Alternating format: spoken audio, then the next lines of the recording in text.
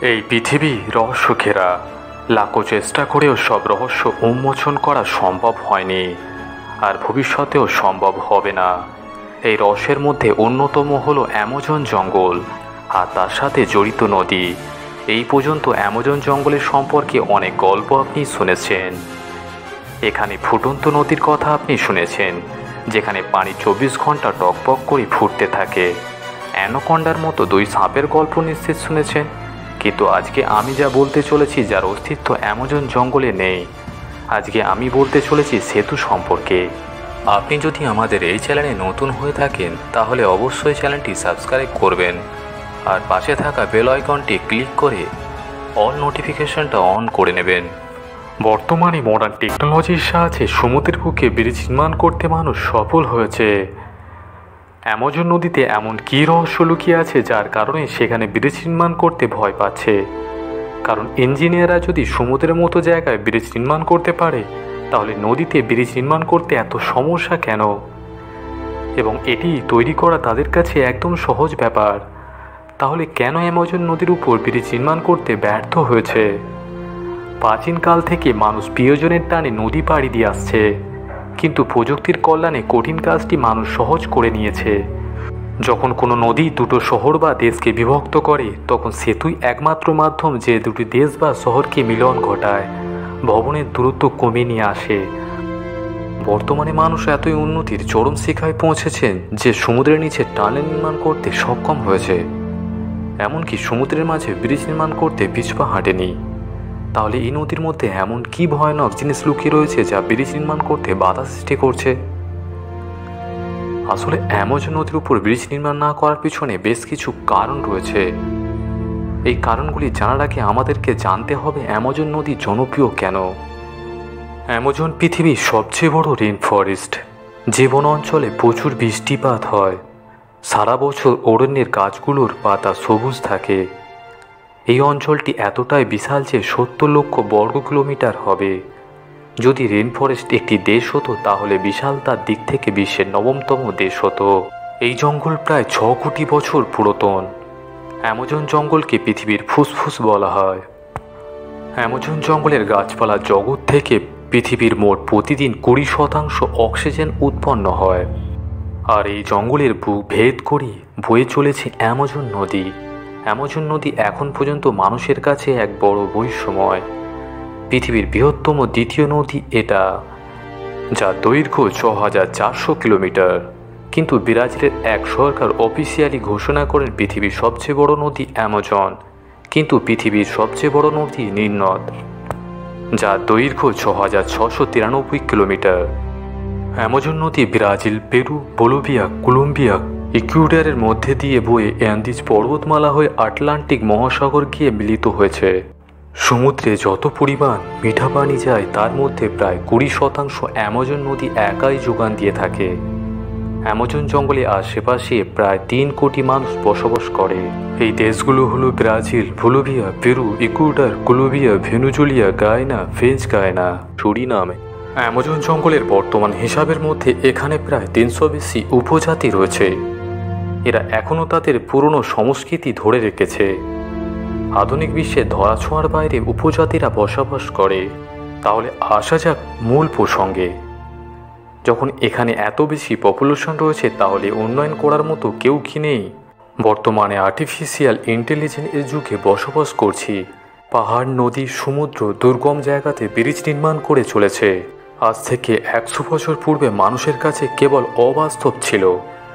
কিন্তু অ্যামাজন জঙ্গলে একটাও ব্রিজ নেই। আধুনিক বিশ্বে মডার্ন টেকনোলজির যুগে সত্যি অদ্ভুত বলে মনে হয়। এখন প্রশ্ন হলো, অ্যামাজন নদীর উপর কি ব্রিজ তৈরি করা সম্ভব? অ্যামাজন নদীর উপর ব্রিজ তৈরি করা অনেক ঝুঁকিপূর্ণ।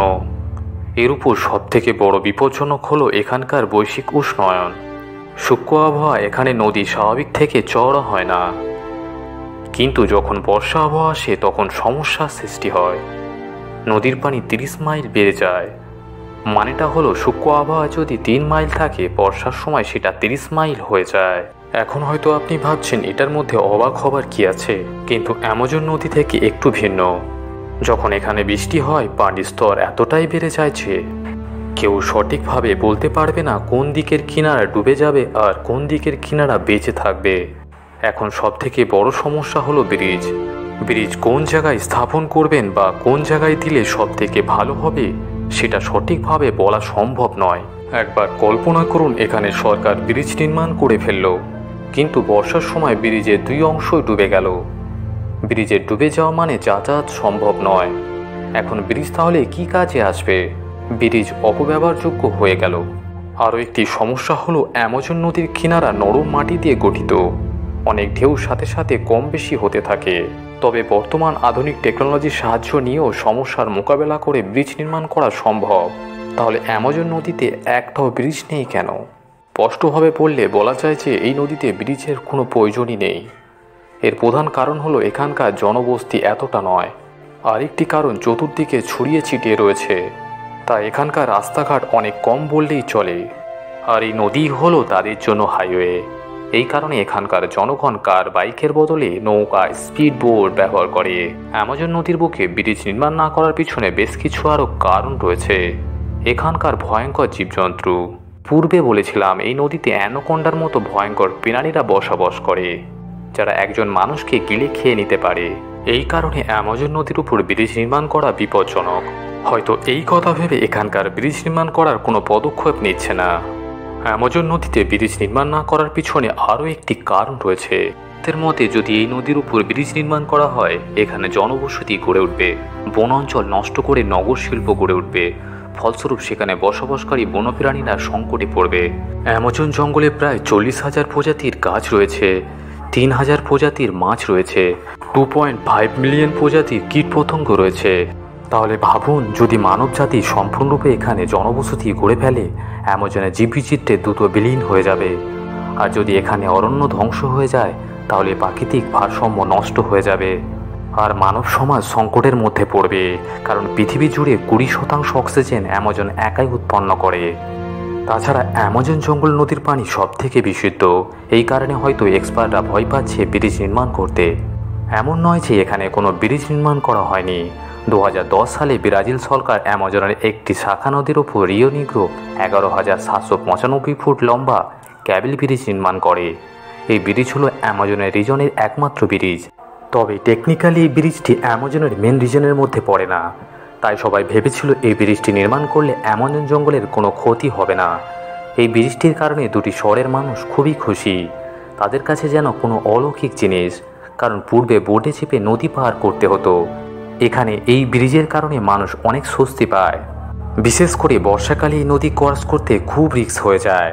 আশা করি এই ভিডিওটি দেখে বুঝতে পেরেছেন কেন অ্যামাজন নদীর উপর ব্রিজ নির্মাণ করা হয়নি। আপনাদের কি মনে হয় অ্যামাজন নদীর উপর ব্রিজ নির্মাণ করা কি সম্ভব? এখানে জনবসতি পুরোপুরিভাবে গড়ে উঠলে এর ফলে কি ঘটতে পারে? আপনার মূল্যবান বক্তব্য কমেন্ট করে অবশ্যই জানাবেন। বন্ধুরা, আজকের এপিসোড আপাতত এই পর্যন্ত। আর যদি ভিডিওটি ভালো লেগে থাকে তাহলে ভিডিওটি লাইক করে এবং আপনার প্রিয়জনদের সাথে শেয়ার করতে ভুলবেন না। আপনাদের মধ্যে নতুন ভিউয়ার্স যদি থাকেন তাহলে আপনি আমাদের চ্যানেলটি সাবস্ক্রাইব করুন এবং পাশে থাকা বেল আইকনটি প্রেস করে অল নোটিফিকেশনটা অন করে নিন।